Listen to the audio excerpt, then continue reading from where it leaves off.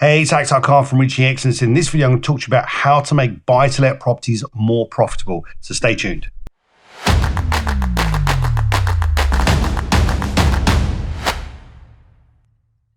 So in this video, I want to share with you how to make buy-to-let properties more profitable. So the very first thing you have to do is you have to treat buy-to-let properties or property investment like a business, okay? I always suggest to my students, it doesn't matter if they think they're going to get 1 or 2 properties or they think they're going to get 10, always set up using a tax-efficient structure. So use a limited company, a limited liability partnership, because when you use that kind of structure, you've got so many more tax benefits, which will make things more profitable for you, okay? Now, I can't give you any tax advice here because I'm not a tax advisor. You need to go and speak to your accountant about this stuff. But there's lots of different ways that you can be exploring tax breaks, tax benefits, and costs that you can offset, which is going to make your whole property business more profitable, okay? We've had lots of things like, Section 24 coming, which is tax changes that have made it difficult for landlords. So it's really important that we treat everything like a business and use the right kind of structures and do things as tax efficiently as possible so we can keep our costs down and we can keep our profits high. Next thing I want to talk about is value adding. It's so important to add value. The old way of doing things of just dumping money into properties and not really thinking about adding value is just not the way to go. You want to be adding value when you purchase. So one of the big things I'm a big fan of doing is buying stuff that's under market value, that's discounted.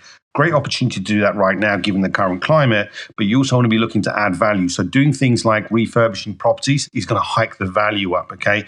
Big thing I want to talk about is value engineering. Now, in previous videos, and one of the things I've talked to my academy members and mastermind students is how can value add or value engineer with the minimal amount of costing to get the most amount of return out, okay? So this is doing things like reconfiguring rooms, okay? The more bedrooms you have, as long as they're good-sized rooms, they're going to hike the rental income up.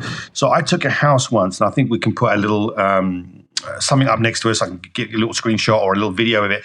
I took a house where it was a 2-bedroom house and I converted it into a 4-bedroom house. And this was simply by reconfiguring things. What I did in this house was at some point there was a bathroom downstairs. And what they'd done is they moved the bathroom downstairs into the box room upstairs.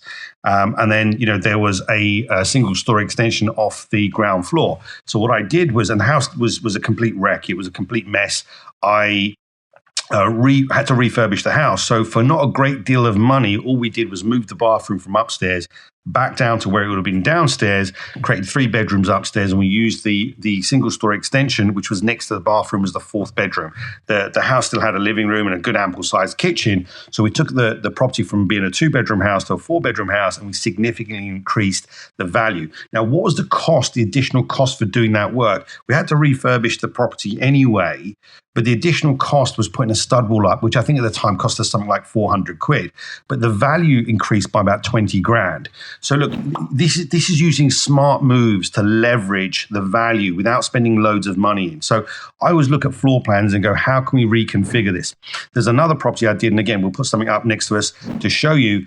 This was a 3-bedroom house that I converted into 5 bedrooms. How did I do that? Well, it had a lower ground floor basement, okay, and the basement was just not being used. It was just used as a basement, but it was partly at floor level. There was a window in it, a means of escape.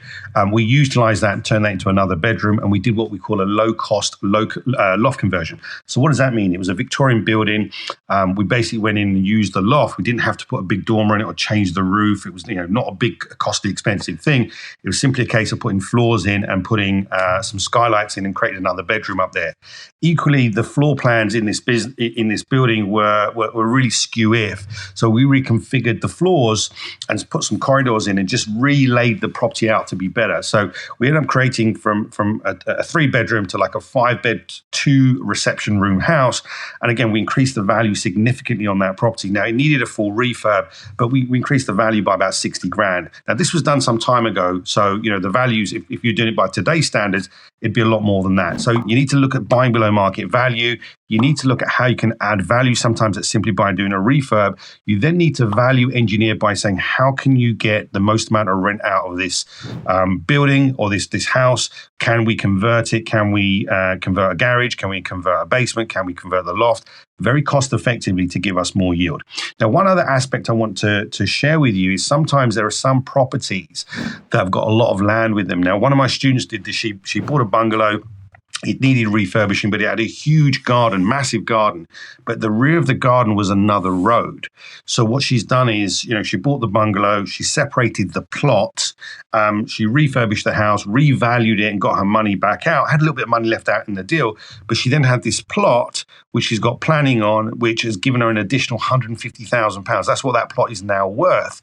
So she's going to build that out at some point. So as well as looking for the obvious things, if you can find something which has got a good plot on it, there is the potential to build on it. So it's so important that we look to add value. We've got to treat buy-to-let like a business, which means you're there to make money, you're there to make profits. We want to keep our costs low by making sure we use the kind of right structures, buy below market value, add value by refurbishing, look to value engineer, then look to see if there's any other bonuses like extra land and stuff that you can utilize to make more profit out the deal. So I hope you found this useful.